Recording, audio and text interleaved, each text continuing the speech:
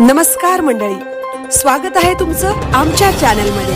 आवाज महामुंबईचा, शोध बातमीचा, कौल मनाचा। चला तर मग आमचे चॅनल लाईक करा, शेअर करा आणि सबस्क्राइब करा। धन्यवाद। सनाधारा रिसॉर्टमध्ये मृत्यूचा सापळा, निष्काळजीपणामुळे 2 मजले कोसळले। कर्जतमधून एक अत्यंत थरारक आणि धक्कादायक प्रकार समोर आला आहे।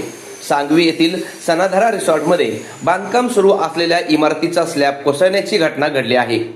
सांगवी येथील सनाधारा रिसॉर्टमध्ये सुरू असलेल्या बांधकाम यांना कोणतीही अधिकृत परवानगी नाही, ना कुठला आर्किटेक्ट, ना कुठला इंजिनियर। अशा परिस्थितीत फक्त आणि फक्त पैशांची हाव आणि मालकाचा बेजबाबदारपणा आणि याच हलगर्जीपणामुळे महिनाभरापूर्वी टाकलेला अख्खा स्लॅब पत्त्यासारखा कोसळला।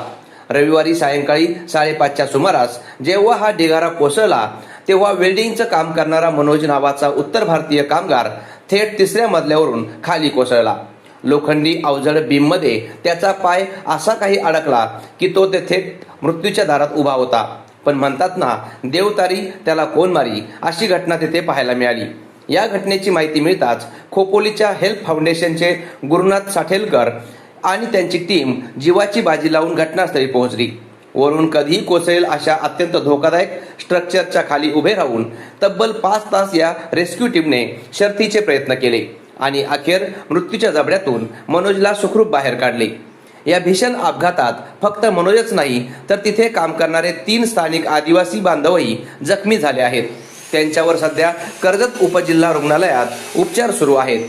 प्राथमिक माहितीनुसार या रिसॉर्ट चालकाने एवढे मोठे 3 मजली स्ट्रक्चर उभे करताना कोणत्याही तज्ज्ञाचा सल्ला घेतला नव्हता। हा सरळ निष्पाप लोकांच्या जीवाशी केलेला खेळ आहे। घटनास्थळी कर्जत पोलीस ठाण्याचे पोलीस उपनिरीक्षक किरण नवले, अनिल सोनोने आणि त्यांच्या पथकाने तात्काळ धाव घेतली असून पोलीस आता या प्रकरणी चौकशी करत आहेत। आवाज महामुंबईचा चॅनलसाठी संतोष पेरणे, कर्जत।